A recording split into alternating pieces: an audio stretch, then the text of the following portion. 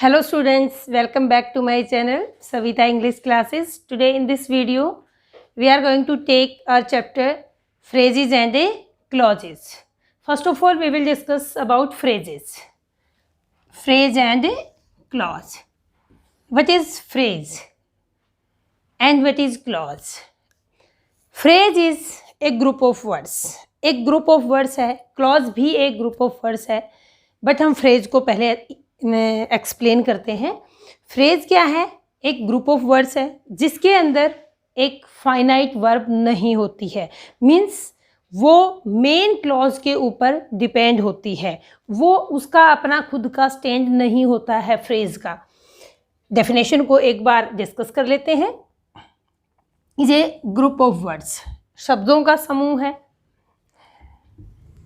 Doesn't make a complete sense, एक complete sense नहीं बनाता है. मीन्स उसका एक प्रॉपर मीनिंग, अगर हम अकेला फ्रेज को लें तो उसका प्रॉपर मीनिंग नहीं निकलता है. It doesn't have finite verb, इसके अंदर फाइनाइट वर्ब नहीं होती है. फाइनाइट वर्ब कौन सी वर्ब है? इसको मैंने कई बार पहले भी एक्सप्लेन किया है. That change according to number and person of the subject. Example लेकर हम क्लियर करते हैं. They study in this class, it is our subject, it is our verb. In this class, what is it? In this class. In this class is phrase here. क्या हम अगर in the class ही लिखें तो क्या इस चीज़ का meaning clear हो जाएगा? नहीं. क्या ये एक सेंटेंस बन जाएगा? नहीं. क्या इसकी कंप्लीट सेंस होगी? No. Is it is with finite verb? No. So it is a phrase. Then how many types of a phrases? Now we will discuss types of a phrases. First of all we are taking noun phrase. Noun phrase. Noun phrase सुनते ही हमारे mind में click आता है कि noun. Noun हमने पढ़ा है. Noun क्या है? नेमिंग वर्ड्स हैं. नेम है किसी भी ऑब्जेक्ट का नेम, किसी भी पर्सन का नेम, किसी भी ऑब्जेक्ट का. और ऐसे वर्ड्स में कुछ एब्स्ट्रैक्ट्स भी हैं, कुछ मटेरियल्स भी हैं. Any type of name. तो जो नाउन है वो किसका काम करती है? अब कोई भी मैं सेंटेंस लिखती हूँ,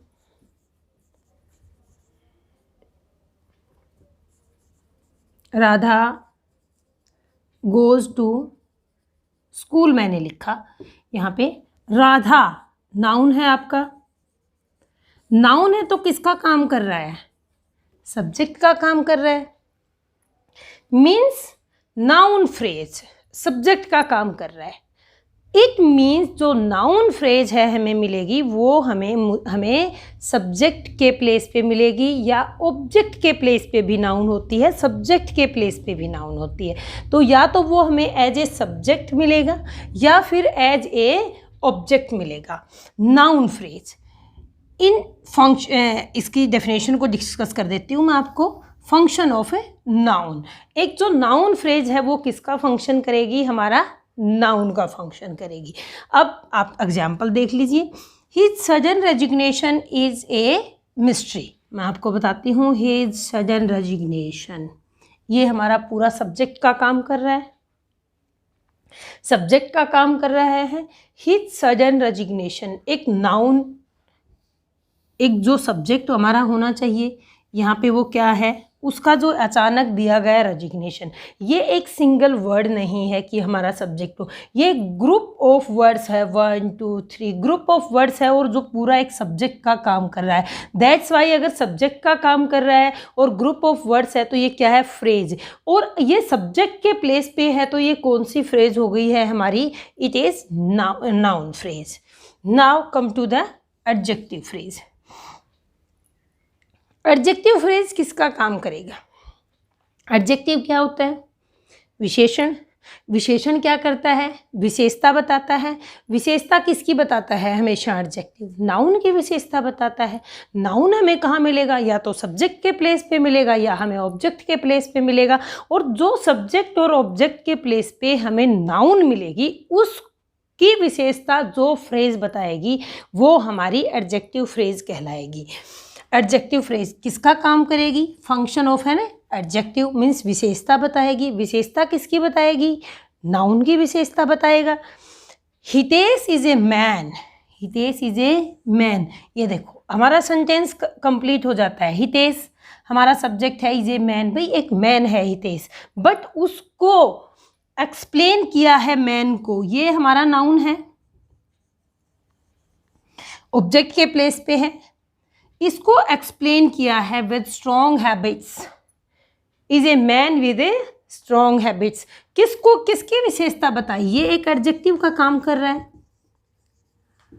और एक फ्रेज है, ग्रुप ऑफ वर्ड्स हैं, इसमें अलग से कोई वर्ब नहीं है और ये विशेषता बता रहा है मैन की, कि मैन कौन सा, कि स्ट्रॉन्ग हैबिट्स के साथ मैन है। अगर ये इसकी विशेषता बता रहा है तो एडजेक्टिव हो गया और ग्रुप ऑफ वर्ड्स हो गया, तो ये हमारा क्या बन गया? Adjective phrase. Adjective phrase. Next one is adverb phrase. Adverb, adverb किसको एक्सप्लेन करती है? इट मीन्स जो वर्ब को क्वालिफाई करती है वो एडवर्ब होती है, जो वर्ब को एक्सप्लेन करती है। वर्ब क्या बता रही है? वर्ब, एडवर्ब जो है वो हमें टाइम बताती है, प्लेस बताती है, मैनर बताती है और भी एक्सेट्रा बहुत सारे रीजन्स बताती है। They lived in village once upon a time. अब हमने एक एग्जाम्पल लिया फंक्शन ऑफ एडवर्ब को आइडेंटिफाई करने के लिए। Once upon a time, once upon a time means एक समय की बात है, एक समय था, क्या था? दे लिव्ड इन विलेज, वो गांव में रहते थे। तो यहाँ पे क्या इंडिकेट हो रहा है? टाइम इंडिकेट हो रहा है। टाइम जब इंडिकेट हो, प्लेस इंडिकेट हो, मैनर इंडिकेट हो, तो वो क्या होगी? एडवर्ब होती है। और ये एक ग्रुप ऑफ वर्ड्स है, इसके पास सेपरेट कोई इसकी फाइनाइट वर्ब नहीं है, तो हमारा ये क्या हो जाएगा? एडवर्ब फ्रेज हो जाएगा। Next one is verbal phrase. Verbal phrase में क्या हो जाएगा? एडवर्ब फ्रेज में और वर्बल फ्रेज में कंफ्यूज नहीं होना है। वर्बल फ्रेज है वो बिल्कुल डिफरेंट होगी। वर्बल फ्रेज क्या है? वो किसी भी नॉन फाइनाइट वर्ब को कंसिस्ट करेगी। अब हमने देखा था कि फाइनाइट वर्ब्स क्या है। फाइनाइट क्या है? फाइनाइट वो हैं जो चेंज हो जाती हैं नंबर और पर्सन के अकॉर्डिंग। नॉन फाइनाइट कौन सी हैं? जो चेंज नहीं होती, no change according to number and a person. अब इन्फिनेटिव है, पार्टिसिपल है और जेरेंड है, ये तीनों क्या हैं? नॉन फाइनाइट्स वर्ब की कैटेगरी में आते हैं। अब इन्फिनेटिव क्या है? इन्फिनेटिव होता है two plus first form. Infinitive और ओनली फर्स्ट फॉर्म भी हम कंसीडर करते हैं, इसको हम बेयर इन्फिनेटिव बोलते हैं, two plus first form infinitive. Participle, participle में हम क्या करते हैं, क्या यूज करते हैं? First form plus ING। अब जेरेंड में क्या यूज करते हैं? First form plus ING। But अगर डिटेल में मैं पार्टिसिपल की बात करूं तो प्रेजेंट पार्टिसिपल होगा, पास्ट पार्टिसिपल होगा, परफेक्ट पार्टिसिपल होगा, तो यहाँ पे थर्ड फॉर्म भी होगी और फर्स्ट फॉर्म प्लस ING के साथ थर्ड फॉर्म भी होगी। ये तीन तरह की कैटेगरी हैं जो मैं एक्सप्लेन करूँगी आपको पार्टिसिपल में। But first of all we will observe infinitive. What is infinitive? I told you it is 2 plus first form or it may be first form of the verb. What is it? You observe here in this example. You must work hard to pass your board exam. You आपका subject है, आपकी modal verb है, verb आपके पास verb object सब चीज़ें हैं, but आपके पास एक साथ में ये देखो टू पास, 2 plus V1 है। ये क्या है? मीन्स 2 प्लस जो V1 मिलेगा वो आपको मेन वर्ब वहाँ मिलेगी, मेन वर्ब से सेपरेट वो आपको मिलेगा वर्ब की फर्स्ट फॉर्म 2 के साथ। मीन्स उसका मेन वर्ब से कोई वो नहीं है कि मेन वर्ब का काम करेगा, नहीं, वो मेन वर्ब का काम नहीं करेगा, वो सेपरेट होगा। अब ये क्या है हमारा? To pass your board exam. ये जो है इन्फिनेटिव के साथ ये हमारी फ्रेज है, ये हमारी वर्बल फ्रेज है। और वर्बल फ्रेज में भी हमारा इन्फिनेटिव जो है उसको आइडेंटिफाई करके वो एक इन्फिनेटिव हो सकता है, वो एक पार्टिसिपल हो सकता है और वो एक जेरेंड हो सकता है। Now come to gerund. He enjoys playing cricket in the evening. He enjoys playing cricket. अब he enjoys playing cricket. अब वो enjoy करता है, he enjoys playing. अब ये enjoys हमारा क्या है? वर्ब है हमारी. he हमारा सब्जेक्ट है. he enjoys playing. प्लेइंग को वो इंजॉय करता है. अब यहाँ तक भी हम बात करें, ही इंजॉयज प्लेइंग, वो खेलने को इंजॉय करता है. अब आगे इसको एनलार्ज कर दिया है, playing cricket in the evening, शाम में क्रिकेट खेलने को. तो ये हमारा क्या हो गया? ये हमारा जेरेंड हो गया. नेक्स्ट जो है हम डिस्कस करेंगे पार्टिसिपल को. Next one is participle. Participle मैंने आपको कहा था पार्टिसिपल में आपको प्रेजेंट पार्टिसिपल मिलेगा, पास्ट पार्टिसिपल भी मिलेगा और परफेक्ट पार्टिसिपल भी मिलेगा. तो present participle, what is present participle? Present participle में हमें क्या मिलेगा? फर्स्ट फॉर्म प्लस आईएनजी मिलेगा. अब taking long strides, he soon reached there. Taking long strides, अब जो ये हमारी फ्रेज है, यहाँ पे वर्ब नहीं है, यहाँ पे वर्ब अलग से नहीं है कि जो हमें एक फाइनाइट वर्ब दिखे, वो हमारे पास नहीं है. हमारे पास यहाँ पे क्या है? यहाँ पे हमारे पास प्रेजेंट पार्टिसिपल है. तो ये ये फ्रेज जो बन गई है, ये हमारी प्रेजेंट पार्टिसिपल को शो कर रही है. अब पास्ट पार्टिसिपल, एक पार्टिसिपल है उसमें भी पार्ट प्रेजेंट पार्टिसिपल. नेक्स्ट है पास्ट पार्टिसिपल. पास्ट पार्टिसिपल में हमें क्या मिलेगा? थर्ड फॉर्म ऑफ वर्ब मिलेगी. Worried by the delay, he decided to ring her up. ये हमारा मेन सेंटेंस है, मेन सेंटेंस है. अब यहाँ पे आ जाइए आप. यहाँ पे वर्रीड क्या है? क्या आपकी मेन वर्ब है? नो, ये हमारी मेन वर्ब नहीं है, ये हमारा यूज ऑफ पास्ट पार्टिसिपल है, यूज ऑफ पास्ट पार्टिसिपल है. तो ये हमारा जो इंडिकेट कर रहा है वो पास्ट पार्टिसिपल फ्रेज को इंडिकेट कर रहा है. Next one is perfect participle. Perfect participle, having arrived in this in time, he goat the ticket well in advance. अब हमारे पास ये जो है हमारा मेन सेंटेंस है. अब ये जो है having arrived in time, having arrived, यहाँ पे हमें कैसे पता चलता है कि ये परफेक्ट पार्टिसिपल है? How to identify? Both things we will have here and plus v3 also. This one is the, here only we get v3, here we get v1 plus first form plus ing, here we will get first form plus ing, this one also and this one also. Name is like this, perfect participle. In example, this one is first form plus ing and this one is third form of the verb, so it is perfect example of perfect participle. Next one is prepositional phrase. Prepositional phrase कैसे होंगी? उनमें जो phrase, जो group of words होगा वो उसके आगे preposition लगी होगी, ऑन, एट, इन, फॉर. ये जो हमारी प्रीपोजिशंस हैं वो हमें मिलेंगी. अब एग्जांपल देखिए, books are on the table. अब ये हमारा सब्जेक्ट है, हमारी वर्ब है, ये ऑन द टेबल. हमारे जो ग्रुप ऑफ वर्ड्स है वो किससे स्टार्ट हो रहा है? एक प्रीपोजिशन से. तो हमारी ये जो इस तरह की जो फ्रेज है वो हमारी क्या होगी? Prepositional phrase. अब आपको एग्जाम्पल, ये इस तरह से सेंटेंसेस पूछ लिए जाते हैं क्वेश्चन के अंदर. आपको एग्जाम्पल दिया जाता है, कुछ वर्ड्स अंडरलाइन कर दिए जाते हैं या फिर बिना ही अंडरलाइन किए ये पूछा जाता है कि आप बताइए इसमें कौन सा पार्टिसिपल है, कौन सी फ्रेज है, नाउन फ्रेज है, एडजेक्टिव फ्रेज है या पार्टिसिपल है, जिरेंड है, कौन सी फ्रेज है, प्रीपोजिशनल है, वर्बल है. तो हम कैसे आइडेंटिफाई करेंगे? ये जो मैंने रूल्स आपको बताए हैं इनके थ्रू हम आइडेंटिफाई करेंगे कि अगर हमें ये मिलता है v1 प्लस ing तो हमारी प्रेजेंट पार्टिसिपल है, v3 मिल रहा है पास्ट पार्टिसिपल है, अगर ये फॉर्मूला हमें मिल रहा है तो परफेक्ट पार्टिसिपल है. इस तरह से हम इन सब चीज़ों को आइडेंटिफाई करेंगे कि कहाँ कौन सी फ्रेज है. After the discussion of phrase, now we will discuss clause. What is a clause? What is the definition of clause? Clause is same, a group of words. Phrase also a group of words, but a phrase has no finite verb. उसके पास कोई अपनी finite verb नहीं होती है. But here clause is a group of words which contains a finite verb, and in other sense we can say a clause has its own subject, इसका खुद का अपना सब्जेक्ट होता है, एंड टोटल प्रेडिकेट, और इसका अपना प्रेडिकेट भी होता है. इट मीन्स उसकी एक कंप्लीट सेंटेंस होता है और उसका मीनिंग प्रॉपर होता है. That is a clause. Then how many types of clause? Clauses are 3 types. 1, 2, 3.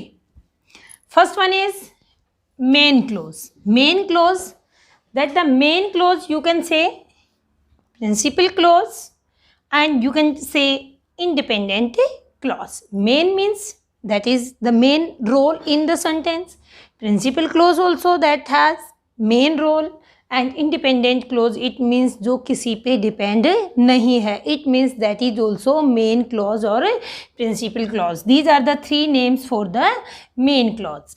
Second one is subordinate clause. Subordinate clause, it means this clause is subordinate, means किसी का part, हिस्सा, और whose part? It will be always part of, it will come with always main clause or a principal clause.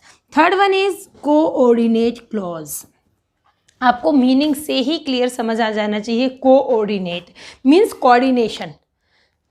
1 sentence है, 2 जो clauses हैं वो combine मिलेंगी हमें कोऑर्डिनेट में. बट कोऑर्डिनेट कब होगा? जब उन दोनों का स्टेटस इक्वल होगा. दोनों का स्टेटस इक्वल कैसे होगा?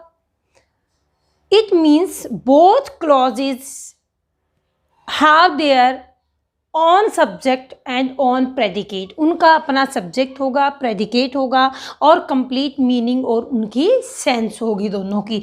इट मीन्स इसके अंदर जो दोनों क्लॉजेज होंगी, 2 क्लॉजेज होंगी, both clauses are main clause plus main clause. यहाँ पे जो बोथ क्लॉज होंगी वो मेन क्लॉज होंगी. दोनों का अपना डिफरेंट मीनिंग जो है वो क्लियर होगा. एक क्लॉज का मीनिंग सेकंड पे डिपेंड नहीं होगा.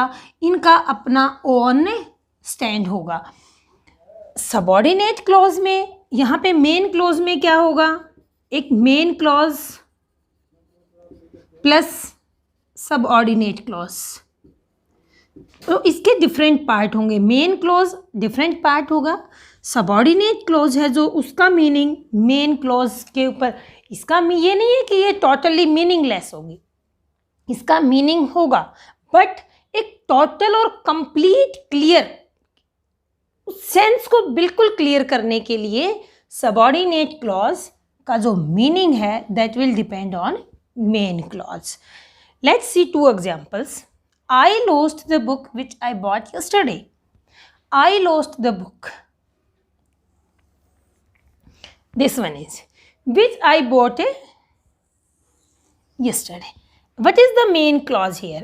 I lost the book. इतना कहेंगे तो हम बिल्कुल मीनिंग क्लियर है कि भाई मेरी बुक गुम हो गई. I lost the book.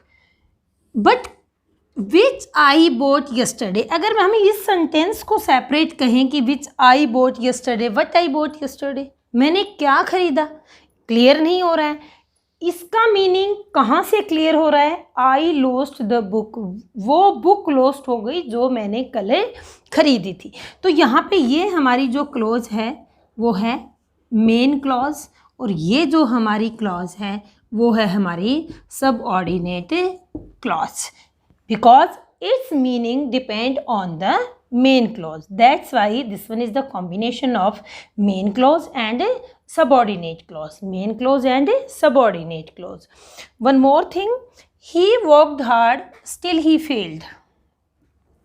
He worked hard, उसने मेहनत किया, and he failed, फेल हो गया. He failed. अगर हम वर्क हार्ड की बात ना करें, हम डायरेक्ट ये करें कि ही फेल्ड, वह फेल हो गया, फेल हो गया.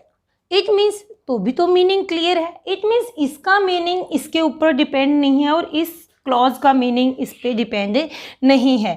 इट मीन्स दोनों क्लॉज हमारी कौन सी क्लॉज हैं? यहाँ पे दोनों ही मेन क्लॉज हैं. मेन क्लॉज हैं तो ये हमारा जो सेंटेंस बन गया है ये कौन सी क्लॉज का बन गया है? Coordinate clause. One more thing, that I will discuss. Subordinate जो क्लॉज है, इसके जो सेंटेंसेस होते हैं, इसके अंदर जो हम कनेक्टर यूज़ करते हैं विच और भी, वो सभी जो सेंटेंसेस होंगे वो कॉम्प्लेक्स सेंटेंस होंगे, वो कॉम्प्लेक्स। नेक्स्ट जो हम उसे स्ट्रक्चर के बेस के ऊपर टाइप्स ऑफ सेंटेंसेस करेंगे डिफरेंट, उसमें ये हमारा एक डिटेल टॉपिक होगा, बट यहाँ भी मैं आपको डिस्कस कर देती हूँ। कॉम्प्लेक्स सेंटेंस होंगे, जो सबऑर्डिनेट क्लॉज होगी वो कॉम्प्लेक्स सेंटेंस होंगे, और यहाँ पे जो कोऑर्डिनेट क्लॉज होगी, दोनों सेंटेंसेस का अपना जो ओन मीनिंग होगा वो कंपाउंड सेंटेंसेस होंगे।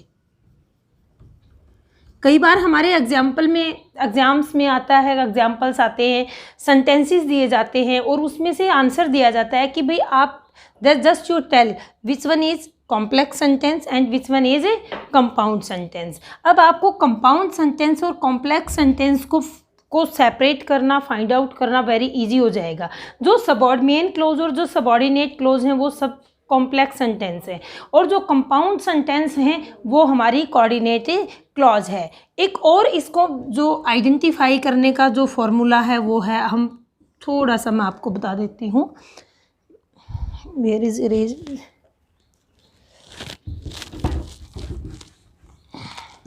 One formula is here.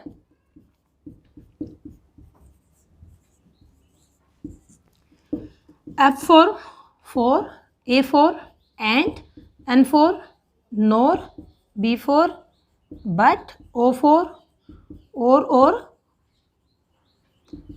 otherwise, Y for yet, S for still and so. What I write here? Fanboys. Fanboys I write here. It means if we get these connectors in between. For example, he worked hard still. Still is here. Still is here also. So this one is coordinate clause. जो coordinate clause होगी वो compound sentence होगा, और these are the characters we will get. तो ये बहुत easily हम learn कर सकते हैं। आप इस फॉर्मूला को F for and, nor, but, or, otherwise, yet, still and so, अगर ये हमारे कनेक्टर मिलते हैं तो वो हमारा सेंटेंस भी कौन सा है? कंपाउंड सेंटेंस है। इजीली हमें देख लेना है कि ये है तो कंपाउंड सेंटेंस है। इनके सिवा अगर कोई और कनेक्टर है then it will be our complex sentence है। तो ये बहुत ही एक ईजी फॉर्मूला है इसको फाइंड आउट करने का। Now we will discuss noun clause. Noun clause, according to definition, does the work of a noun in a sentence. Noun clause क्या होगी? जो हमारे सेंटेंस के अंदर एक नाउन का काम करेगी। नाउन का काम कहाँ से करेगी, कैसे करेगी?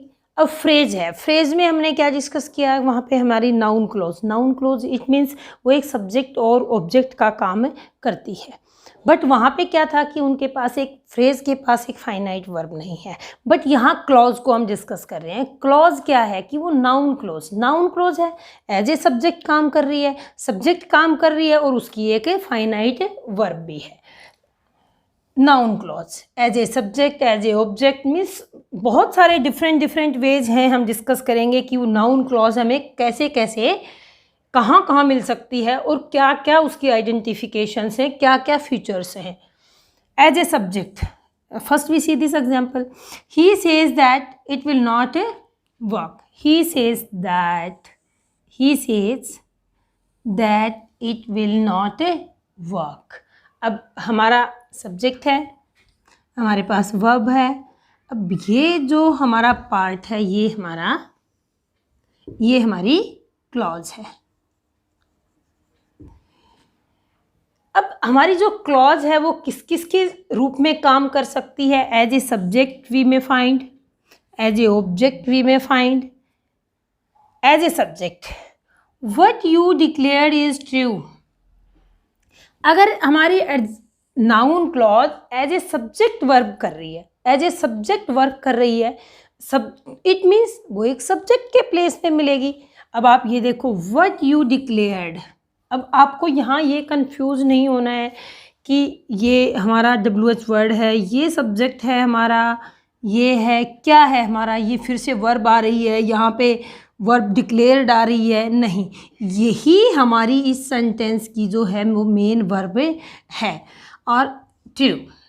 बट ये जो पूरा ग्रुप ऑफ वर्ड्स है ये किसका काम कर रहा है? Function of this group is as a subject. ये एक सब्जेक्ट है हमारी वर्ब का। It is a group of word, ये एक ग्रुप ऑफ वर्ड भी है, इसके पास एक फाइनाइट वर्ब भी है। तो ये हमारा क्या हो गया? एक एज ए सब्जेक्ट हमारी नाउन क्लॉज हो गई है। As object, I know who has entered your house. I know, ये हमारा सब्जेक्ट है, ये हमारी वर्ब है। अभी लास्ट में जो पार्ट है, आई नो, मैं जानता हूँ, who has entered your house, ये जो पार्ट है हमारा, ये एक ऑब्जेक्ट का वर्क कर रहा है एज ए ऑब्जेक्ट। अगर ये पार्ट हमारा ऑब्जेक्ट का वर्क कर रहा है तो ये क्या है? ये हमारे एज ए ऑब्जेक्ट एक नाउन क्लॉज है, क्योंकि या तो देखो इस सेंटेंस में हमें सब्जेक्ट के प्लेस पे नाउन क्लॉज मिली है, यहाँ पे हमें ऑब्जेक्ट के रूप में नाउन क्लॉज आइडेंटिफाई की है हमने। It means here it is as a subject and here it is as a object. Now next one is complement of an adjective. किसी भी एडजेक्टिव कॉम्प्लीमेंट भी हो सकती है हमारी noun clause. We are certain that he would pass. We are certain हमारा subject है, verb है, हमारा एडजेक्टिव है। दैट और एडजेक्टिव को क्वालिफाई कर रही है, एडजेक्टिव को एक्सप्लेन कर रही है। वी आर सर्टेन, हम क्या निश्चित हैं कि दैट ही वुड पास। तो ये हमारी क्या है? ये हमारी एडजेक्टिव क्लॉज है। नेक्स्ट वन है कॉम्प्लीमेंट ऑफ वर्ब। वर्ब का कॉम्प्लीमेंट, इट मीन्स वर्ब को कंप्लीट करेगी, वर्ब को वो आगे एक्सप्लेन करेगी। माई ब्लेसिंग, जो मेरी ब्लेसिंग क्या है? माई ब्लेसिंग इज, आपका सब्जेक्ट है, आपकी वर्ब है। अब आपकी वर्ब को देखो, यहाँ पे हमारी वर्ब के बाद एडजेक्टिव है, एडजेक्टिव को क्वालिफाई कर रही है तो ये एडजेक्टिव क्लॉज है। अब यहाँ पे वर्ब को क्वालिफाई कर रही है यहाँ पे ये, तो ये एज ए कॉम्प्लीमेंट एक क्या है? एक हमारा कॉम्प्लीमेंट ऑफ वर्ब है और हमारी नाउन क्लॉज है। नेक्स्ट वन इज एक WH क्लॉजेज भी होती हैं और एक नाउन क्लॉज के काम के रूप में ही काम करती हैं। What you say, what you say is true. What you say verb है, what you say is true। अब WH वर्ड से क्या है? what से, when से, why से, how से। अगर यहाँ से हम इसको कंप्लीट करते हैं, इन वर्ड्स को यूज़ करके अगर हम लिखते हैं तो उन क्लॉजेज को हम क्या कहेंगे? WH क्लॉजेज कहेंगे। और WH क्लॉजेज जो हैं वो एक सब्जेक्ट के रूप में यहाँ पे काम कर रही है और हम इसको क्या कहेंगे? एज ए WH क्लॉज, एक नाउन क्लॉज कहेंगे। Next one is if and whether clause. If and whether clause, it means जिस क्लॉज को हम इफ़ के साथ और वेदर के साथ ऐड करेंगे वो उसको हम इफ़ और वेदर क्लॉज कहते हैं। आई आस्क्ड हिम इफ़ और weather he can speak French. अब इफ़ और वेदर क्लॉज हम मोस्टली कहाँ यूज़ करते हैं? हमें इंटेरोगेटिव सेंटेंस, इंटेरोगेटिव सेंटेंस जब हम नरेशन के अंदर जब हम डायरेक्ट स्पीच को इनडायरेक्ट स्पीच में चेंज करते हैं, वहाँ पे हम इफ़ और वेदर का यूज़ करते हैं सिंपल स्टेटमेंट उसको कन्वर्ट करने के लिए। तो इस तरह से अगर हमें इफ़ और वेदर के साथ क्लॉज मिलती है तो हम उसको इफ़ और वेदर क्लॉज कहेंगे। नेक्स्ट वन है ऑब्जेक्ट टू ए प्रीपोजिशन। अब एज ए ऑब्जेक्ट तो हमने रीड किया, सेकंड एज ए सब्जेक्ट और एज ए ऑब्जेक्ट रीड किया। अब बट ये कह रहा है कि as a object with preposition, तो इसको कैसे आइडेंटिफाई करेंगे हम? तो I am impressed by what you said. I am impressed, I आपका सब्जेक्ट है, एम इम्प्रेस्ड आपकी वर्ब हो गई है। अब यहाँ पे व्हाट यू सेड एक ऑब्जेक्ट है, बट ऑब्जेक्ट से पहले आपको क्या मिला, यहाँ हमने फाइंड आउट किया प्रीपोजिशन को। तो ये जो है ये हो गया हमारा ऑब्जेक्ट टू ए प्रीपोजिशन। अब आपसे एग्जाम में पूछे जाते हैं, एग्जाम्पल्स दे दिए जाते हैं, उसमें ऑप्शंस में आपको मिलता है ऑब्जेक्ट टू प्रीपोजिशन है, इफ क्लॉज है, या एक एज ए नाउन क्लॉज है, एज ए कॉम्प्लीमेंट वर्ब है, एज ए कॉम्प्लीमेंट एडवर्ब है, क्या है। अगर इस तरह के अगर सेंटेंसेस पूछे जाते हैं तो हमें इन रूल्स के थ्रू इनको आइडेंटिफाई करना पड़ता है। तो ये एक प्रीपोजिशन है, प्रीपोजिशन के बाद ये हमारा जो है एक ऑब्जेक्ट है और इससे पहले प्रीपोजिशन है, तो हम इसको कहेंगे ऑब्जेक्ट टू ए प्रीपोजिशन।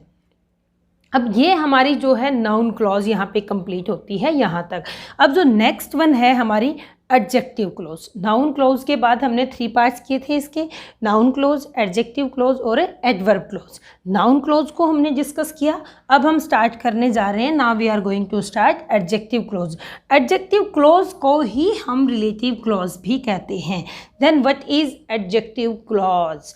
अब एडजेक्टिव क्लॉज को अब एक बार आप ध्यान से सुने कि एडजेक्टिव क्लॉज क्या है। एडजेक्टिव क्लॉज नाउन या प्रोनाउन को रेफर करेगी, उसको एक्सप्लेन करेगी। अब हम जो है किसकी विशेषता बताते हैं, एडजेक्टिव क्या होता है, विशेषण होता है। विशेषता बताएंगे तो या तो नाउन की विशेषता बताएंगे या प्रोनाउन की विशेषता बताएंगे। अब नाउन और प्रोनाउन सबसे पहले ये बताएं आप कहाँ मिलेंगे हमें। ये नाउन और प्रोनाउन हमें या तो एज ए सब्जेक्ट मिलेंगे या एज ए ऑब्जेक्ट मिलेंगे सेंटेंस के अंदर। एक सेंटेंस है हमारा, उसमें एक सब्जेक्ट मिलेगा, ऑब्जेक्ट मिलेगा और वर्ब मिलेगी। अब हमारा सब्जेक्ट मिला या हमारा ऑब्जेक्ट मिला, ये हमारा एक नाउन भी हो सकता है, एक प्रोनाउन भी हो सकता है। यहाँ पे भी हमारा नाउन हो सकता है और प्रोनाउन भी हो सकता है। तो अब यहाँ पे भी एक्सप्लेन करेगा, वो भी एडजेक्टिव होगा, विशेषता बताएगा। यहाँ पे जो एक्सप्लेन करेगा वो भी एडजेक्टिव होगा, वो भी विशेषता बताएगा। तो वो क्या हुआ, एक एडजेक्टिव क्लॉज होगा। Adjective, now we will discuss its definition. It works as an adjective, एक एडजेक्टिव के रूप में काम करता है और किसके नियर बाई होता है। ये देखो मैंने आपको इंडिकेशन में डायरेक्ट लिखा हुआ है कि या ये तो एक एज ए नाउन के रूप में काम करेगा या एज ए प्रोनाउन के रूप में काम करेगा, जो मैंने अभी आपको एक्सप्लेन किया। अब इसमें सेंटेंस में देख लेते हैं। I have lost the pen while I bought yesterday. I have lost the pen, I have lost the pen, ये सेंटेंस हमारा बन गया है कंप्लीट कि मैं पेन को लॉस्ट कर चुका हूँ। बट अब पेन है हमारा, हमारी नाउन है, एज ए ऑब्जेक्ट है, ये चीज़ें मैंने आपको क्लियर की थी। एज ए नाउन मिलेगा या प्रोनाउन मिलेगा, एज ए सब्जेक्ट मिलेगा या ऑब्जेक्ट मिलेगा, और उसको एक्सप्लेन जो क्लॉज करेगी, जो वर्ड्स उसको एक्सप्लेन करेंगे वो हमारी एडजेक्टिव क्लॉज होगी। तो जहाँ पेन को क्या एक्सप्लेन, कौन सा pen, which I bought yesterday, जो मैंने कल खरीदा था वो पेन मैं गुम कर चुका हूँ। तो यहाँ पे ये क्या है, हमारी एक्सप्लेनेशन है एडजेक्टिव क्लॉज की। In adjective clause sometime we get relative pronoun and relative adverb also, relative pronoun and relative adverbs.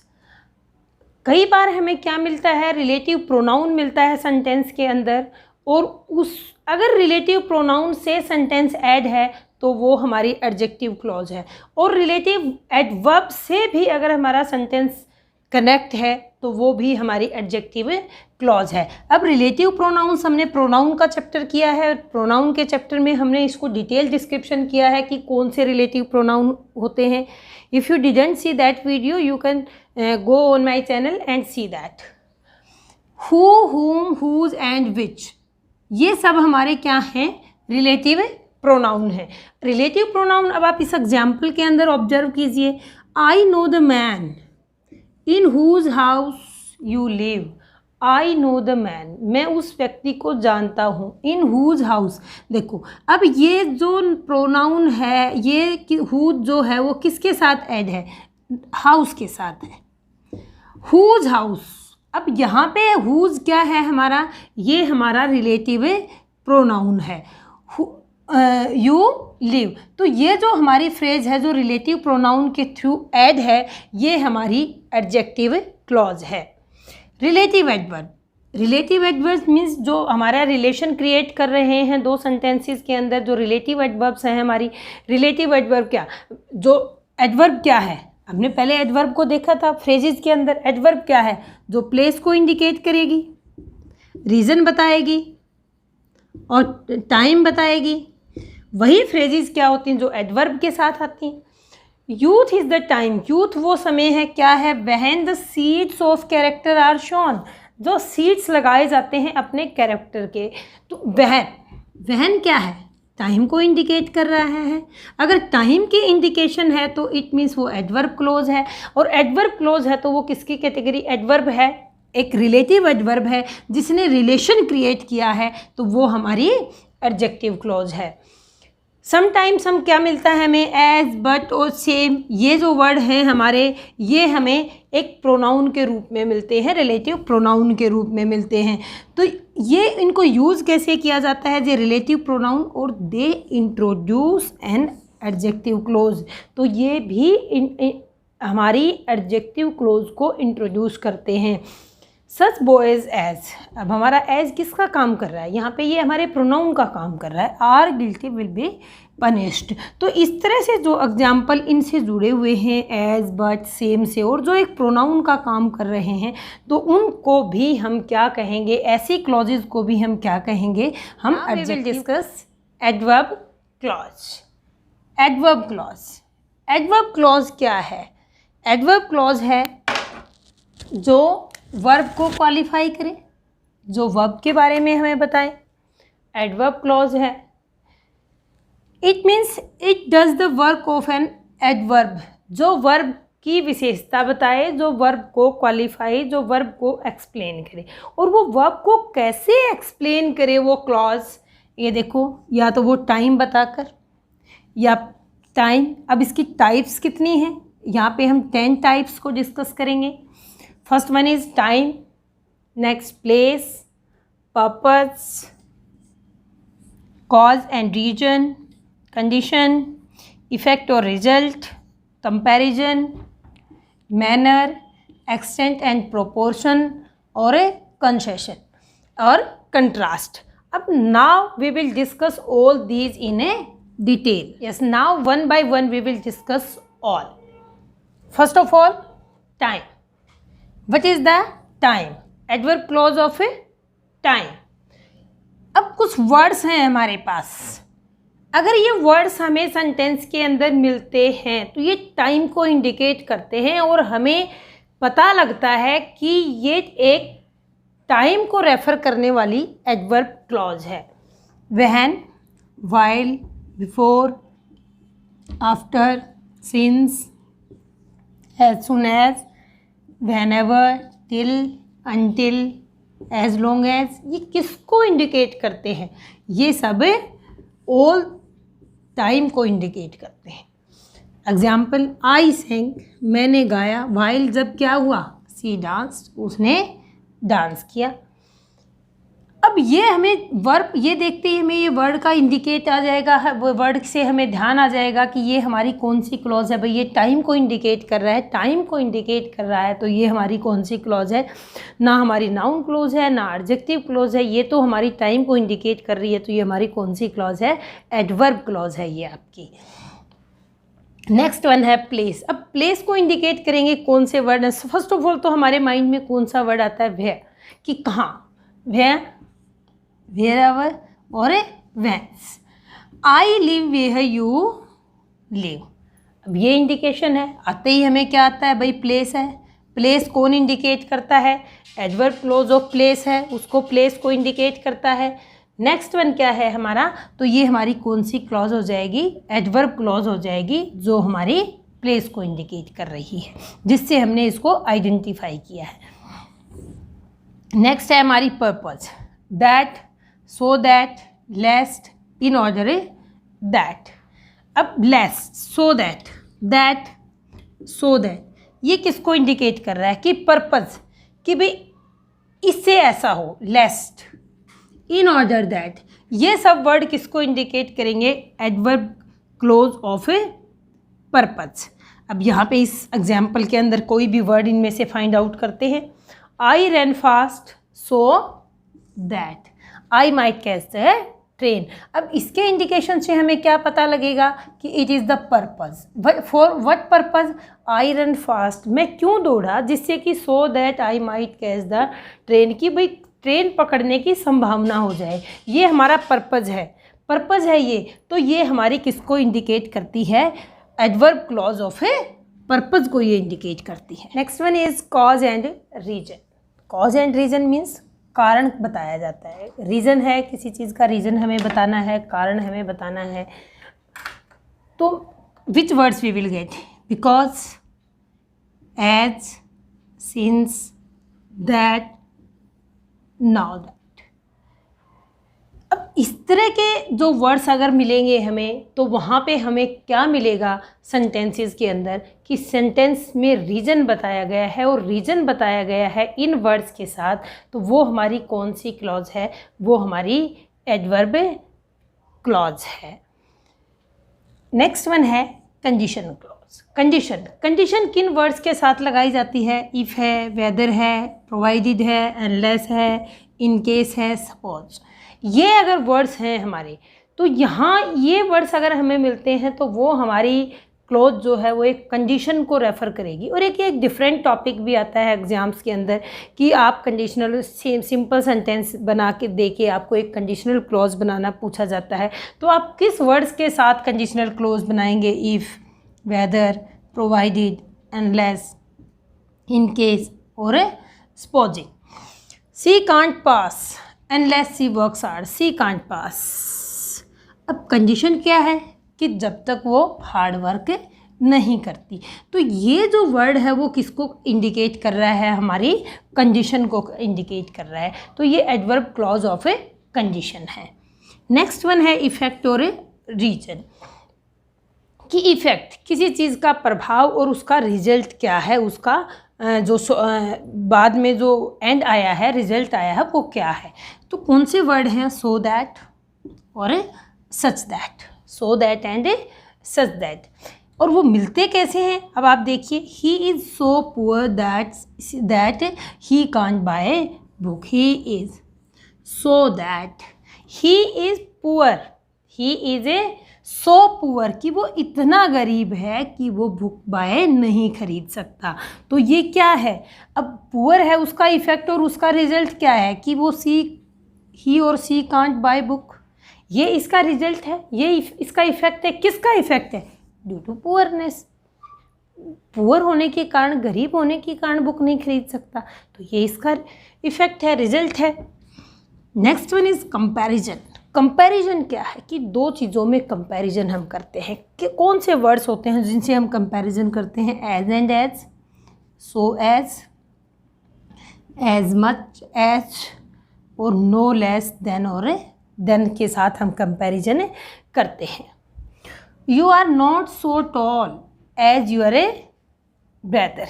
You are not so tall. अभी हमारे यहाँ पे वर्ड कौन से हैं कंपैरिजन के? So and as. So and as. देखो, आपने एक चीज़ और इंडिकेट करो कि ये नोट के साथ यूज़ होते हैं. सो और एज नोट के साथ.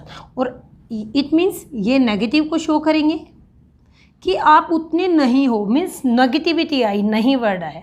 और अगर एज और एज है, इट मीन्स यहाँ पे पॉजिटिविटी शो करेगा. अगर इसी सेंटेंस को हम ये कहें यू आर एज टॉल, और नोट को अगर हम यहाँ से रिमूव कर दें और यहाँ पे लिखें you are as tall as your brother, तो ये भी एक मतलब ब्रदर का ब्रदर से भाई आप भी उतने ही लंबे हो जितना आपका भाई है. कंपैरिजन है, बट वर्ड क्या हो गया है?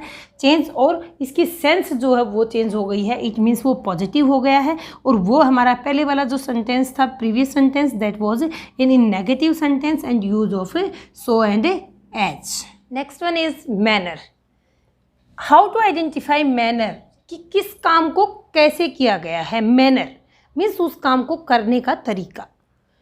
एज दो, एज इफ और according as, these are the words which we use in a adverb clause of a manner. They did according as they were taught. They did. उन्होंने क्या किया? According as. This one we use here. According as they were told means जैसे का जिस manner की बात हुई है, तो ये हमारी कौन सी क्लॉज हो जाएगी, adverb clause of a manner. Next one is extent और प्रोपोर्शन मीन्स किसी चीज़ का प्रोपोर्शन, हम किसी चीज़ को कैसे भाई क्या उसको डिवाइड करते हैं कि भाई कितना दूर तक कैसे, ये एक प्रोपोर्शन की कैटेगरी में आता है। एज फॉर एज और सो फॉर एज।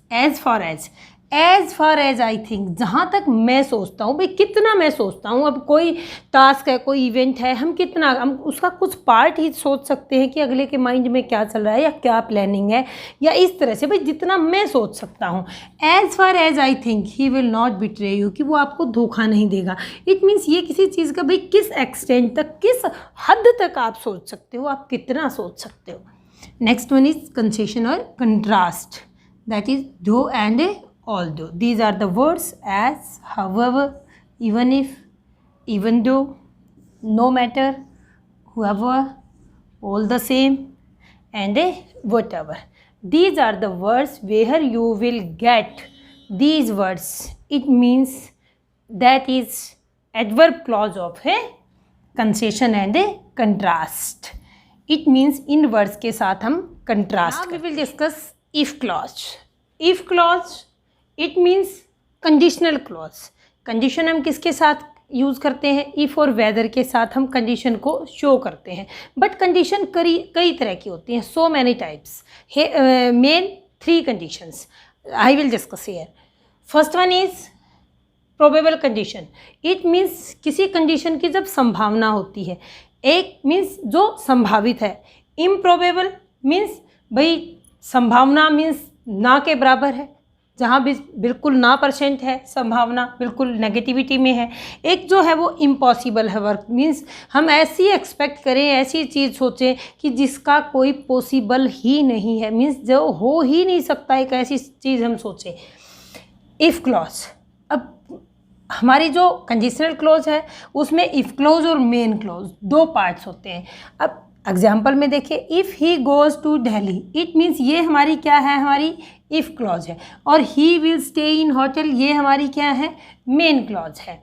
अब ये इफ़ क्लॉज और प्लस मेन क्लॉज जो हैं ये कितने टाइप से हो सकती हैं, ये देखो। प्रोबेबल कंडीशन, जो प्रोबेबल कंडीशन है उसमें जो मेन क्लॉज है वो फ्यूचर टेंस में होगी। मेन क्लॉज किस में होगी, फ्यूचर में।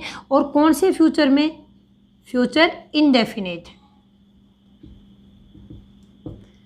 और जो हमारी इफ़ क्लॉज होगी, इफ़ जो क्लॉज होगी वो हमारी प्रेजेंट इंडेफिनेट में। कौन सी कंडीशन में, कौन सी सिचुएशन में, प्रोबेबल कंडीशन में, संभावित में। इफ़ ही वर्क्स हार्ड, अगर वो वर्क हार्ड करता है तो he will pass. It means अभी हमारे एग्ज़ाम नहीं हुए हैं, अभी हमारे पास समय है। ये चीज़ संभव हो सकती है कि अगर हम हार्ड वर्क करते हैं तो हम पास हो जाएंगे। तो यहाँ पे इफ़ क्लॉज जो है वो किस में किया, प्रेजेंट इंडेफिनेट में। प्रेजेंट इंडेफिनेट मीन्स सब्जेक्ट के साथ वर्ब फर्स्ट फॉर्म के साथ एस और एस। आपने टेंसेस की वीडियोस देखी होंगी, उनमें ये सब चीज़ें बिल्कुल क्लियर हैं। अगर नहीं देखी हैं तो दोबारा ध्यान से देखिए उन्हें। ही विल पास, ये क्या है हमारा, फ्यूचर है इंडेफिनेट। नेक्स्ट जो है वो इम्प्रोबेबल। इम्प्रोबेबल कंडीशन को हम कैसे इंडिकेट करेंगे, यहाँ पे देखो। प्रोबेबल कंडीशन में हमने कौन सा टेंस यूज़ किया है, प्रेजेंट और फ्यूचर दोनों के इंडेफिनेट पार्ट को यूज़ किया है। यहाँ पे हम पास्ट इंडेफिनेट को यूज़ करेंगे। बट कंडीशन कौन सी है हमारी, इम्प्रोबेबल।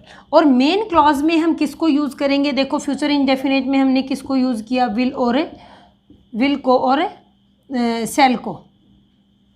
अब यहाँ पे मेन क्लॉज में हम इनको क्या, इससे जब देखो ये जब यहाँ से ये प्रेजेंट से पास्ट हो गया तो इसकी भी पास्ट फॉर्म हो जाएगी मेन क्लॉज में। विल, वुड, शुड, कुड, इस तरह से हम। और वर्ब कौन सी यूज़ होगी इनके साथ, मॉडल वर्ब के साथ कौन सी वर्ब यूज़ होती है, हमेशा फर्स्ट फॉर्म यूज़ होती है।